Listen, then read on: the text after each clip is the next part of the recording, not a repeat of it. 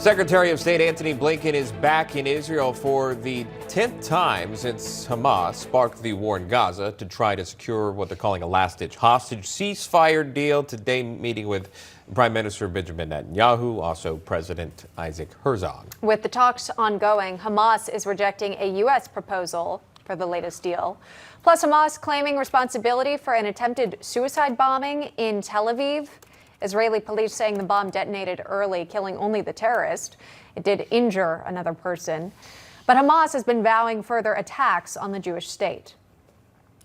Fred Fleitz is a former CIA analyst and former chief of staff of President Trump's National Security Council. Thane Rosenbaum is here as distinguished university professor at Touro University.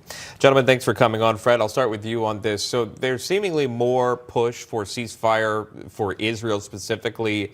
This when Iran seemingly stepped up, threatening an attack. Do you see anything changing, Fred, thus far? Well, let's put this in perspective. Remember 2022, the Biden administration constantly told us we were just on the cusp of a nuclear deal with Iran, a new deal. This went on for months. It was around the corner. We're at a critical stage. Well, where is that agreement? It never happened. We're hearing the same thing here. We're very close to an agreement. No, we're not. Hamas isn't even at the negotiating table. Hamas has conditions Israel can't accept. I'd like to see an agreement, and I'm hoping the optics that there might be an agreement has stopped Iran from attacking, but the press is being misled by the Biden administration that an agreement is near. It's never been near. This is for political reasons in the United States. It's a lie, and I think we have to admit that Hamas does not want to negotiate and probably wants to negotiate even less given Biden's weakness right now. And our Daniel Cohen has been keeping us updated about what some of the details of the negotiations look like. I mean, we're talking about innocent Israeli civilians in exchange for terrorists or prisoners that are being held. And the ratio is nowhere close to being even. Thane, how does that sort of impact these negotiations?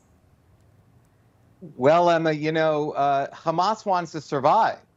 And that's what's the untenable situation. They want to survive in the south so they can continue smuggling weapons from Egypt.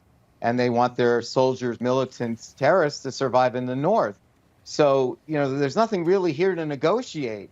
Prime Minister Netanyahu made a commitment to his people, as we would do the same here in the United States, to say, we will remove this threat that is existential. How do we know it's existential? It's now in the West Bank, Emma, and we're going backwards. We have suicide bombings. Hamas is saying, look, we're running out of real estate in Gaza. Let's go to the West Bank and just blow each other up. So I agree, this is a fiction to say that we're close to a negotiation. Hamas wants to remain in power. Israel needs to have them fully removed. And the Biden administration wants Kamala Harris to win re-election, and she's trying to ward off the protesters in Chicago. Yeah, that seemingly is the story outside of the DNC there in Chicago. Seemingly tens of thousands could show up, these anti-Israel, pro-Palestinian protesters in this surrounding area. But inside, you wouldn't think anything, again, of that nature is happening. I want to play this, though. Secretary of State Antony Blinken, whom we are speaking about in terms of negotiations, spoke on this matter. Here's that. This is a decisive moment. Probably the best, maybe the last opportunity to get the hostages home, to get a ceasefire, and to put everyone on a better path to enduring peace and security. It's also time to make sure that no one takes any steps that could derail this process. So, Fred, listening to Sec State there speaking, you're not buying any of that. It might be the last chance just because the hostages all will soon be dead. But Blinken has no leverage. He has no credibility to negotiate a deal. Right now, we're seeing Israel establish deterrence with its military to hold off Iran from attacking. But Iran might be thinking, if Hamas could get a good deal, it'll hold off attacking. But look, there's always a deal around the corner for this administration that's not really there. Blinken has no credibility. I wish things were different. The Israelis are prepared to deal for a temporary ceasefire and, as you said, to release a huge number of Palestinian criminals and terrorists for 20 to 30 hostages. I hope that deal comes through. I'm pessimistic. Yeah, those families of the hostages also hoping the deal comes to fruition. And not to mention, there are American hostages also being held. So what is this administration doing to get them back? As we said, we've seen Secretary Blinken overseas. We have to leave it right there, gentlemen. Thank you, Thane Rosenbaum and Fred Fleitz. We appreciate it. Good to be here.